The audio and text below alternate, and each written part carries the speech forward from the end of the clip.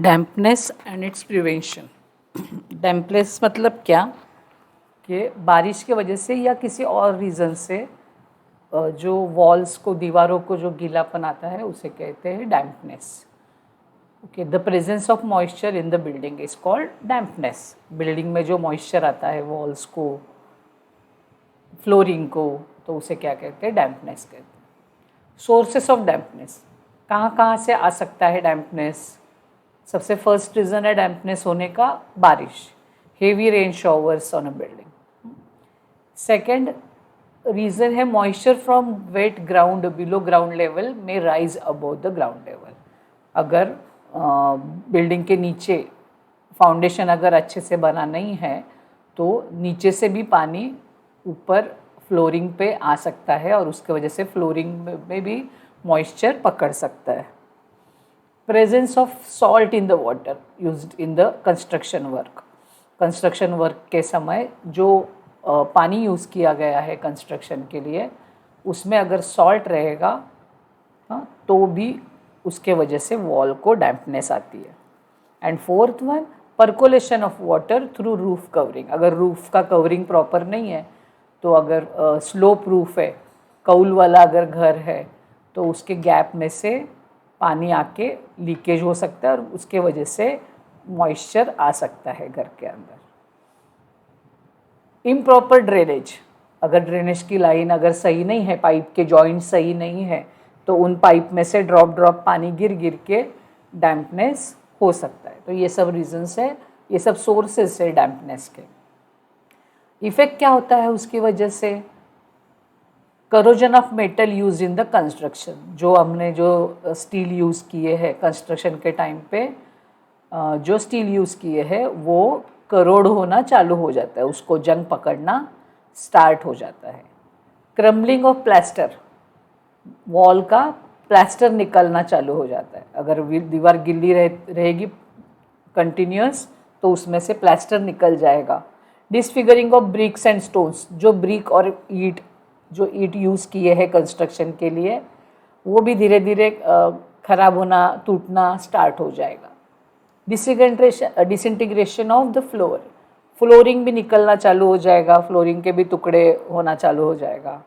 Bleaching of paint, paints निकलना चालू होगा, वॉल का पेंट निकलना चालू हो जाएगा। और unhygienic condition of the occupants, और मच्छर आना, ये सब चीज़ें स्टार्ट होगी अगर आपके वॉल या आपका फ्लोरिंग अगर कंटिन्यू अगर उसको मॉइस्चर है तो वो रोकने के लिए क्या करने का? Methods of preventing dampness. ये डैम्पनेस रोकने के लिए अलग अलग मेथड्स है जो इम्प्लीमेंट करते हैं ड्यूरिंग कंस्ट्रक्शन या कंस्ट्रक्शन के बाद। सो फर्स्ट मेथड है, इसे कहते हैं इंटीग्रल ट्रीटमेंट। इंटीग्रल ट्रीटमेंट में क्या होता है कि कोई भी वाटर प्रूफिंग कंपाउंड पाउडर जो है वो यूज़ करते हैं जब हम कंक्रीट बनाते हैं। जब यहाँ पे देखिए बंदा मिक्स बना रहा है कंक्रीट का, तो जब कंक्रीट बनाएंगे तो उसके साथ ही ऐसा उसमें मटेरियल ऐड करेंगे जो वाटर प्रूफिंग है। ओके।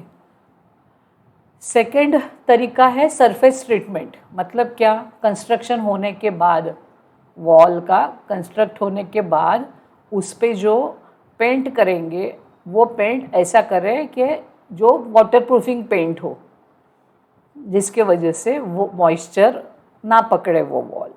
ये एक दूसरा तरीका है। अब नीचे की फिगर में देखेंगे कैविटी वॉल कंस्ट्रक्शन लिखा हुआ है। इसमें क्या होता है कि कैविटी मतलब गैप। यहाँ पे आप देखेंगे कि दो वॉल है, बराबर, एक वॉल है और उससे थोड़ा सा गैप से ये दूसरी वॉल बनाया है, ब्रिक की दिख रहे होंगे आप, या अंदर की वॉल स्टोन की दिख रही है, एक गैप है और फिर ये ब्रिक की वॉल है। क्यों है ये ऐसा? तो अगर, और बीच में क्या है? कैविटी है। कैविटी मतलब क्या? गॅप। या 2-3-3च्या मध्ये काय है? एक पोकळ भाग है। अगर बारिश आएगी तो क्या होगा? गीली होनी है तो ये वॉल गीली होगी, आउटर वॉल, बाहर की वॉल। ओके। और बीच में गैप होने की वजह से ये डैम्पनेस, ये वॉल अगर डैम्प हुई भी तो भी उसका डैम्पनेस यहाँ पे नहीं ट्रांसफ़र होगा। क्यों? क्योंकि बीच में गैप है। तो ये मेथड है कैविटी वॉल कंस्ट्रक्शन। यहाँ पे हमारे रेसिडेंशियल बिल्डिंग में नहीं इसको यूज़ करते हैं, क्योंकि उसमें जगह बहुत जाएगी ना, 2-2 वॉल बनाना है और उसके बीच में गैप भी छोड़ना है। तो रेसिडेंशियल बिल्डिंग में तो ये पॉसिबल नहीं है, लेकिन इंडस्ट्रीज़ में कहीं कहीं इसका यूज़ करते हैं। समझो ऐसा प्रोडक्ट है कंपनी का जिससे बिल्कुल भी डैम्पनेस नहीं चलने वाला है वो प्रोडक्ट के लिए। ओके, तो उस टाइम पे जैसे समझो अगर कोई चिप्स लेस बनाने वाली कंपनी है तो उसको चलेगा नहीं ना, थोड़ा भी दीवार गिली होगी तो उनका प्रोडक्ट पूरा ख़राब हो जाएगा। तो ऐसी जगह पे कहीं कहीं इसका यूज़ करते हैं। ओके, तो हमारे इधर जनरली हम लोग जब मिक्स बनाते हैं उस टाइम डालते हैं वाटर प्रूफिंग कंपाउंड। जो दीवार बनाते हैं उसको पेंट भी हम लोग वाटर प्रूफिंग पेंट ही यूज़ करते हैं, है ना। लेकिन इसका इफ़ेक्ट इतना नहीं होता है, देखे रहेंगे आप लोगों ने, तो फिर भी डैम्पनेस आता ही है। तो और एक मेथड है जिसको कहते हैं मेम्ब्रेन डैम्प प्रूफिंग। ओके, इस मेथड में क्या करते हैं, जैसे आप यहाँ पे आपको दिख रहा होगा, यहाँ पे ये इमेज जरा क्लियर दिख रही है, क्या है, उसने दीवार बनाना चालू किया है और बीच में यहाँ पे एक देखेंगे आप, ये मटेरियल है। ओके, प्लास्टिक दिख रहा होगा ये, लेकिन प्लास्टिक नहीं है, ये बिट्यूमिन की शीट है। बिट्यूमिन बोले तो डांबर। ओके, ये डांबर की शीट ऐसा डाला है और अभी ऊपर वो कंस्ट्रक्शन और करेंगे। ये बिट्यूमिन शीट की वजह से क्या होगा कि अगर ज़मीन के अंदर से पानी आ भी रहा है, ओके, तो वो पानी की वजह से ये नीचे के 2-3 लेयर जो है वो डैम्प होंगे, लेकिन वो डैम्पनेस ऊपर ट्रांसफ़र नहीं होगा, क्योंकि हमने क्या किया यहाँ पे मेम्ब्रेन, ये शीट जो है इसे कहते हैं मेम्ब्रेन शीट। डांबर की होती है, ये बिट्यूमिन की होती है। ऐसा कोई भी मटेरियल डाल देते हैं जिसकी वजह से नीचे का जो डैम्पनेस है ये ऊपर की वॉल को ट्रांसफ़र ना हो। ओके, इसे कहते हैं मेम्ब्रेन डैम्प प्रूफिंग। यहाँ पे भी आप देखे रहेंगे, यहाँ पे भी कंस्ट्रक्शन चालू है। यहाँ पे अभी इन्होंने ये नीचे कोई भी मेम्ब्रेन मटेरियल डाल दिए है, ऐसा वाटर रेपेलेंट मटेरियल, कोई भी ऐसा मटेरियल जो पानी को एब्जॉर्ब ना करे, ठीक है, ऐसा मटेरियल ले करेंगे और अभी ऊपर कंस्ट्रक्शन करेंगे ताकि नीचे से पानी भी आए तो भी ये वाटर रेपेलेंट मटेरियल जो है, ये मटेरियल वो पानी को एब्जॉर्ब ही नहीं करेगा, तो वो डैम्पनेस ऊपर की तरफ आएगा ही नहीं, ठीक है। तो इसे कहते हैं डैम्प प्रूफिंग कोर्स। तो ये अलग अलग मेथड्स है जिसके वजह से हम हमारे बिल्डिंग का डैम्पनेस रोक सकते हैं। अभी आपको ड्राफ्ट्समैन के रोल के हिसाब से आपको सिर्फ ये वर्ड मालूम होना चाहिए, डैम्प प्रूफ कोर्स या मेम्ब्रेन डैम्प प्रूफिंग।